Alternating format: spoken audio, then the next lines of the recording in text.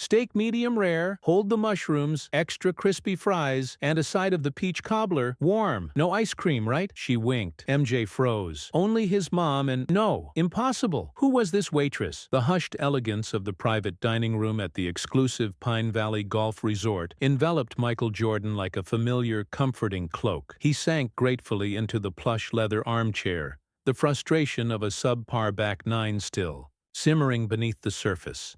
Golf. The game that both soothed and infuriated him in equal measure. Tonight he needed soothing. He needed comfort food. He scanned the menu briefly, already knowing what he wanted. The thick-cut ribeye, his usual post-round indulgence, prepared exactly the way he liked it. The waitress approached, moving with the quiet confidence of someone experienced in catering to discerning, high-profile clientele. She looked to be in her late 50s, perhaps early 60s, her demeanor professional yet warm, her eyes holding a calm intelligence. Her uniform was crisp, understated. "Good evening, Mr. Jordan," she greeted him with a polite smile, seemingly unfazed by his presence. "Rough day on the back nine, I hear." She delivered the observation gently, without judgment, perhaps having overheard snippets from other golfers filtering back to the clubhouse. Jordan managed a wry grin. "Let's just say the course won today," he admitted. "Hoping dinner can salvage the evening." "Understood," she nodded sympathetically. "What can I get started for you?" "I'll have the ribeye," Jordan began, starting his usual detailed instructions. "Medium rare, make sure the chef holds the mushrooms, extra crispy on the fries." Before he could finish specifying his dessert preference, the waitress interjected smoothly, a knowing twinkle in her eye. "And a side of the peach cobbler, served warm, no ice cream," she finished for him, adding with a soft chuckle, "Can't have cold ice cream messing with a warm cobbler. Ruins the texture." Jordan stopped mid-sentence, momentarily speechless. He stared at her. How did she know that? The steak order was standard enough for regulars, perhaps noted in the club's meticulous guest preference files. But the peach cobbler detail, warm, specifically no ice cream, that was obscure.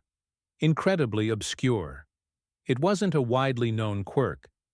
It traced back to his childhood, the way his mother, Dolores, always served it to him after a tough day at school or a disappointing game, believing the warmth was more comforting without the shock of cold ice cream.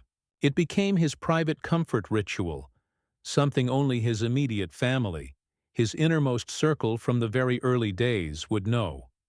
He hadn't ordered it that specific way in a public restaurant in decades, usually just accepting it, however. The chef prepared it. How could this waitress possibly know that precise, forgotten detail? He searched her face for clues. Did he know her? Was she a distant relative he hadn't recognized? A former staff member from his Chicago home years ago? No. Her face wasn't familiar. Her calm, professional demeanor offered no hint of prior connection. He mentally scanned his current household staff, his close friends, his business partners. None of them fit her description, or would likely be working as a waitress here. You got it exactly right," Jordan finally managed, trying to mask his surprise, laughing it off nervously. "Must have read my mind, or maybe my mother called ahead." The waitress simply smiled, her expression warm but unreadable. "We aim to please, Mr. Jordan. And sometimes," she added cryptically, "a good waitress just develops a knack for knowing what her customers truly need, even before they ask." She took his menu with a practiced efficiency and retreated towards the kitchen, leaving Jordan sitting there stunned and deeply unsettled. Coincidence? An incredibly lucky guess based on his mood? It seemed wildly improbable. That specific detail, warm cobbler, no ice cream, felt too intimate, too rooted in his private history. Who was this woman? He tried to rationalize it. Maybe she'd overheard him mention it to someone else years ago. Maybe a former chef here had worked for him privately. Maybe she was just incredibly perceptive. making an intuitive leap based on his demeanor.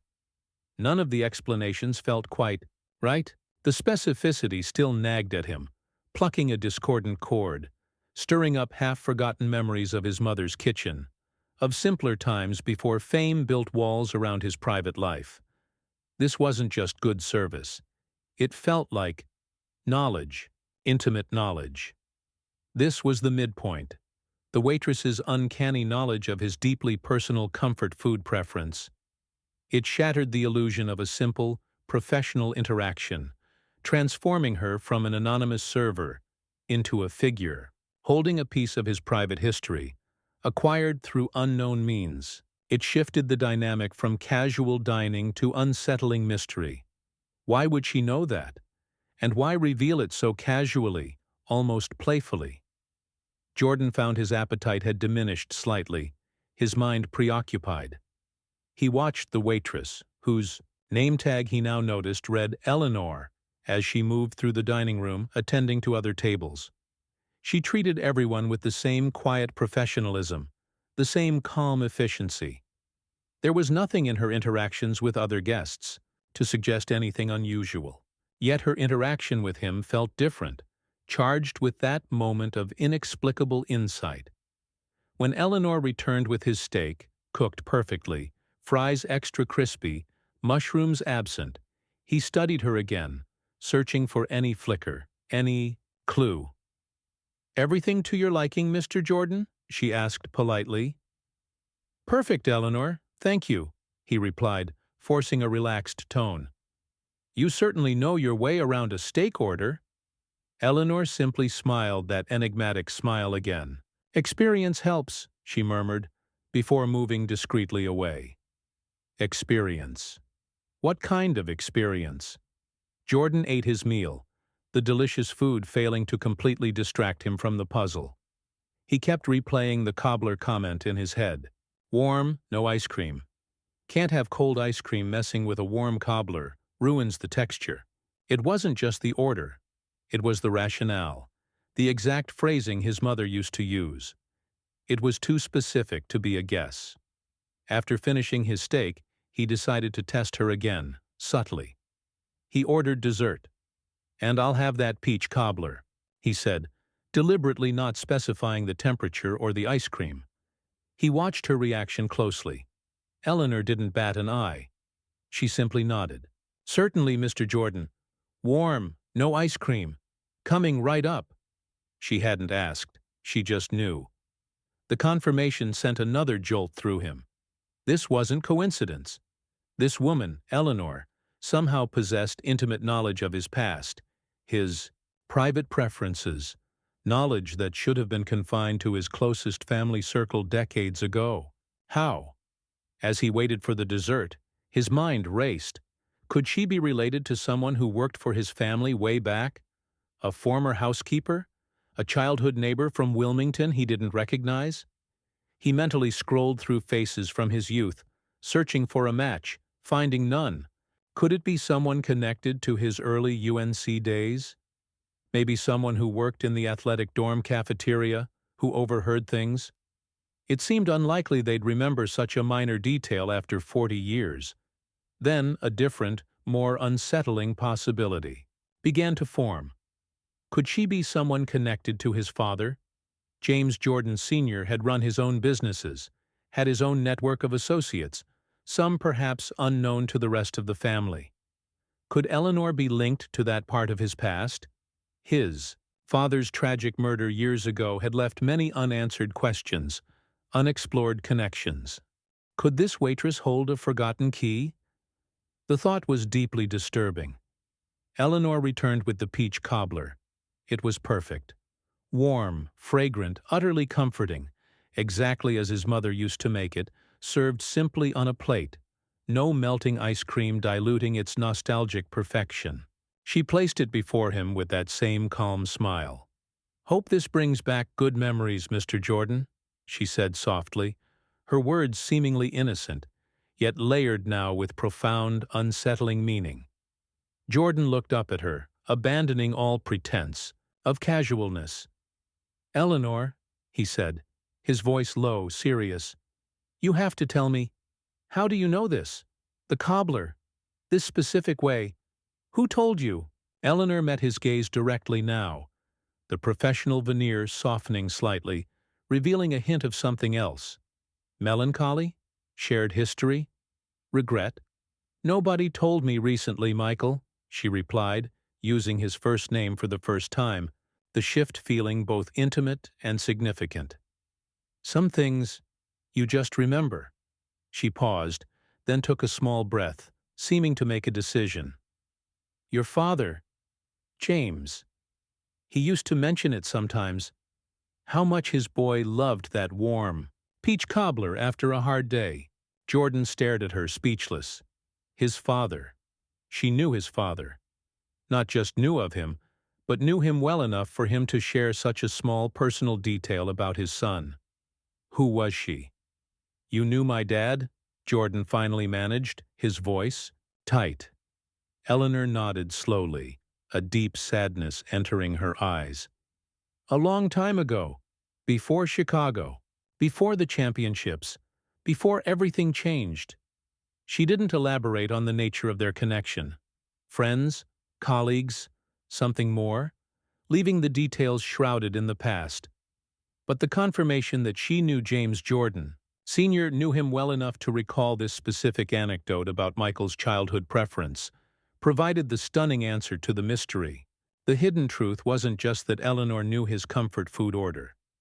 It was that she held a direct, personal link to his father, to a period of his family's history before fame reshaped their world. She wasn't just a waitress. She was a living repository of memories, a connection to a past Jordan himself rarely revisited. Why she was working here, serving him decades later, remained unexplained. Perhaps it was coincidence. Perhaps it was a deliberate choice, a way to stay connected, however tangentially, to the legacy of the man she once knew. Perhaps her own. Life had taken difficult turns. Eleanor didn't offer further details, respecting the boundaries of the past. He was very proud of you, you know, she added softly, her voice thick with genuine emotion. Even back then, knew you were destined for something special. She gave him a final, poignant smile, filled with echoes of shared history and unspoken stories. Enjoy the cobbler, Michael. Some comforts are timeless. She turned and walked away, leaving Jordan alone with the warm dessert and the overwhelming weight of the past suddenly made present.